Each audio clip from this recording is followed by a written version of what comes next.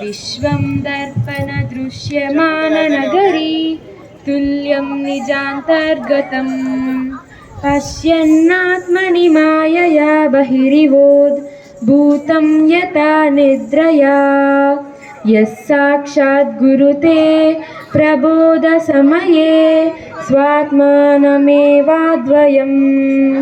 तस्मै श्रीगुरुमूर्तये नमः इदं श्रीदक्षिणामूर्तये बीजस्यान्ततिवाङ्कुरो जगदितं प्राज्ञर्विकल्पं पुनः मायाकल्पिता देशकालकलना वैचित्र्यचित्रीकृतम् मायावीव विजृम्भयत्यपि महायोगीवयः स्वेच्छया तस्मै श्रीगुरुमूर्तये नमः इदं श्रीदक्षिणामूर्तये